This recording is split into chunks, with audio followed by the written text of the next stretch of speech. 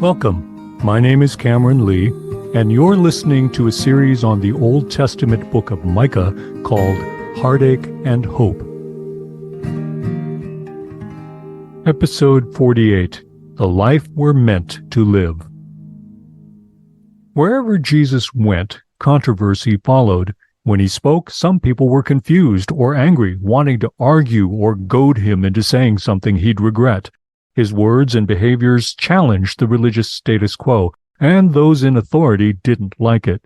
Many people, however, hung on his every word because his teaching seemed truer somehow, more authoritative, more authentic.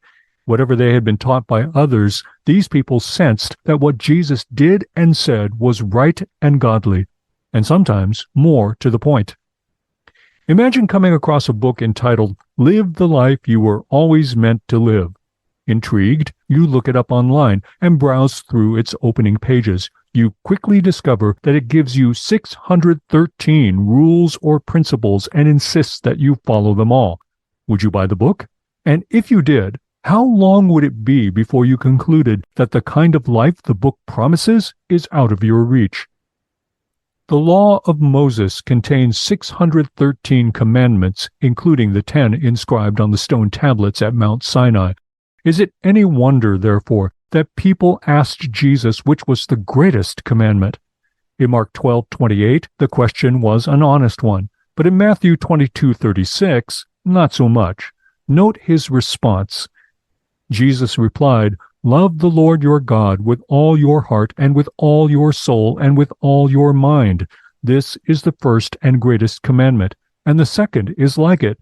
Love your neighbor as yourself. All the law and the prophets hang on these two commandments." Matthew 22, verses 37 to 40. Here, he doesn't cite any of the 10 commandments. Moreover, he teaches that these two commandments sum up the essence of the Hebrew Scriptures.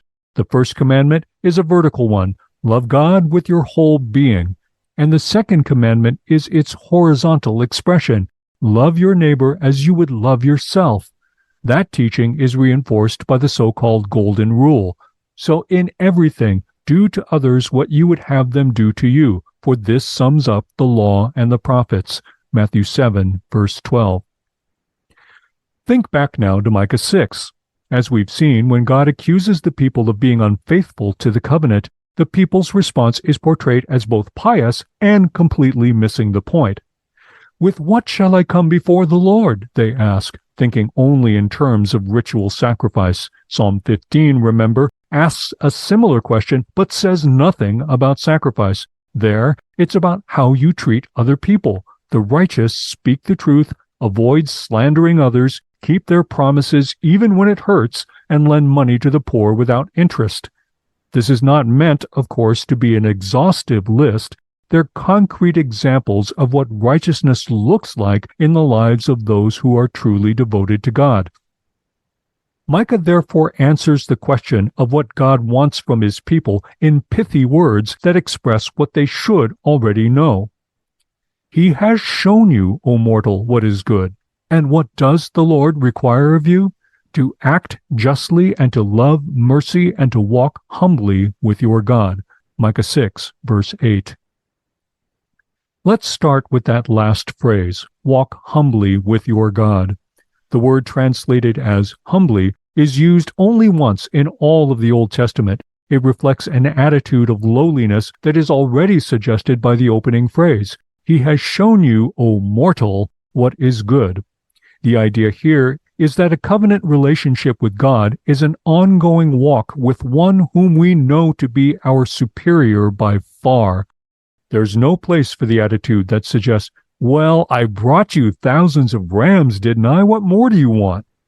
And what is the outward expression of that walk with God? A life of justice and mercy. First and foremost, these words point to the character of God, especially in the Psalms. The holiness and righteousness of God is expressed in his acts of justice and loving kindness toward his people, and they are expected to be just and kind people in turn. Micah's way of putting it suggests that none of this should come as a surprise, not if people are already walking with God. He's not abolishing the 613 commandments. He's not doing away with the whole system of ritual and sacrifice, but he is putting the emphasis where it belongs.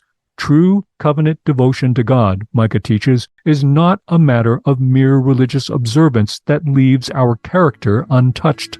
What God wants is a people who reflect His character. That's the life we're meant to live. And those who walk with Jesus should already know this too.